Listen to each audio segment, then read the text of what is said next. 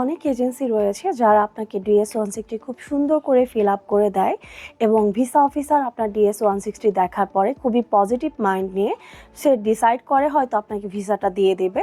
But যখন আপনি visa embassy face করতে যান তখন হয়তো আপনাকে দেখার পরে বা আপনার আনসারগুলো শুনে তার ডিসিশনটা চেঞ্জ হয়ে যায়, যার ফলে আমাদের অনেকের ভিসা রিজেকশন আসে, যেটা দেখে আমরা আসলে আমাদের কনফিডেন্স লেভেলটা হারিয়ে ফেলি।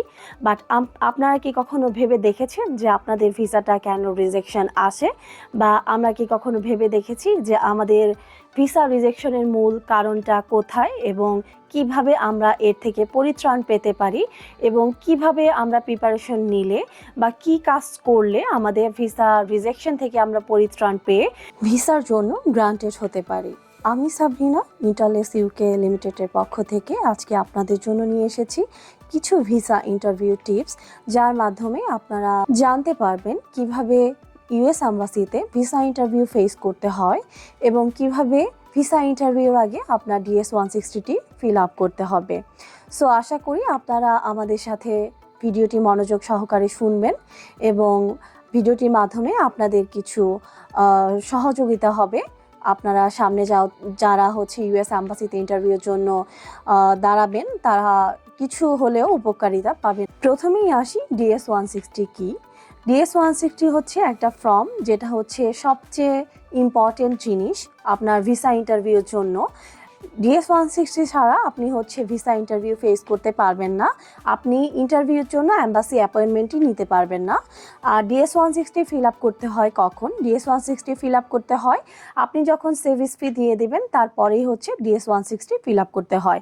DS-160তে আপনার হচ্ছে সকল ধরনের ইনফরমেশন যাবে, আপনার পরিবার সংক্রান্ত ইনফরমেশন, আপনার স্টাডি সংক্রান্ত ইনফরমেশন, আপনার সকল ধরনের যাবতীয় যত ইনফরমেশন আছে সকল ধরনের ইনফরমেশন হচ্ছে DS-160 ফর্মে যাবে এবং এই ফর্ম থেকে আপনার হচ্ছে 70% ভিসা, আমরা যেটা বলি ইন্টারভিউ অফিসার আপনার এখান থেকে ডিসিশন নিয়ে নেয় আপনার ভিসাটি হবে কি হবে না, আর বাকি 30% হচ্ছে ডিপেন্ড করে আপনার ভিসা ইন্টারভিউ ফেসের উপরে, যেটা আপনি অ্যাম্বাসিতে যে ফেস করবেন। ঠিক আছে? সো আমরা যখন DS-160টি ফিল আপ করবো তখন অবশ্যই আমাদেরকে সতর্কতার সহিত এটা ফিল আপ করতে হবে এবং এখানে আমরা যেই ইনফরমেশনগুলো প্রোভাইড করব অবশ্যই আমাদেরকে বসে থেকে আমরা যে ইনফরমেশনগুলো দিচ্ছি এগুলো সঠিক এবং নির্ভুলভাবে দিতে হবে এবং আমাদেরকে তখন খেয়াল রাখতে হবে আমরা যে ইনফরমেশনগুলো দিচ্ছি এগুলো আমরা যাতে যখন ইন্টারভিউ ফেস করতে যাব তখন যেন সঠিকভাবে জিজ্ঞেস করলে DS-160তে যে ইনফরমেশন দেয়া আছে এই ইনফরমেশনগুলো আমরা ইন্টারভিউতে যেয়ে সেমভাবে বলতে পারি। আর ম্যাক্সিমাম ক্ষেত্রে হচ্ছে DS-160তে আপনার যেই ইনফরমেশনগুলো থাকে এই ইনফরমেশনগুলো অত বেশি জিজ্ঞেস করা হয় না। ম্যাক্সিমাম ক্ষেত্রে আপনার হচ্ছে জিজ্ঞেস করা হয় আপনি যখন ইন্টারভিউ ফেস করবেন তখন আপনি জিজ্ঞেস করা হয় আপনি কোথায় যাচ্ছেন, কেন যাচ্ছেন।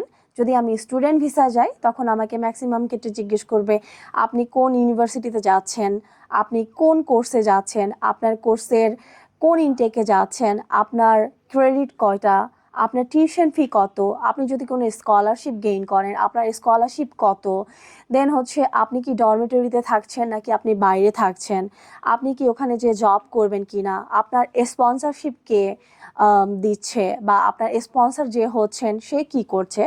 এই বেসিক জিনিসগুলো আমরা যদি সঠিকভাবে আমরা উপস্থাপন করতে পারি ইন্টারভিউ অফিসারের সামনে, তাহলে কনফিডেন্টলি আমরা যদি আনসার করতে পারি তাহলে আমাদের আসলে ভিসার ক্ষেত্রে কোনো কারণেই তারা আমাদেরকে আটকাতে পারে না। সেই ক্ষেত্রে আমি প্রত্যেকটা স্টুডেন্টকে বলবো অবশ্যই কনফিডেন্ট থাকবেন এবং DS-160 ফিল আপের ক্ষেত্রে যখনই আপনার কোনো এজেন্সি থেকে হোক বা কোনো নিজে করেন যেই করুক না কেন, পাশে বসে আপনি হচ্ছে আপনার ভিসা ফর্মটি ফিল আপ করবেন, যেটা হচ্ছে DS-160 ফর্ম। সেটা ফিল আপ করার পরে আপনি অ্যাপয়েন্টমেন্ট নেওয়ার আগে অবশ্যই প্র্যাকটিস করবেন নিজে এই কোয়েশ্চেনগুলো, আর যে এজেন্সি থেকে করেন এজেন্সির কাছ থেকে আপনি হেল্প নেবেন। আর যদি আপনার মনে হয় যে আপনি নিতে পারছেন না সেই ক্ষেত্রে আপনি দেখা যায় এজেন্সির হেল্প নেওয়াটা অবশ্যই জরুরি। আর ইন্টারলেস ইউকে আপনাদেরকে দিচ্ছে এই সুবিধাগুলো, আমাদের এখান থেকেও আমরা স্টুডেন্টকে এই সাপোর্টগুলো দিচ্ছি।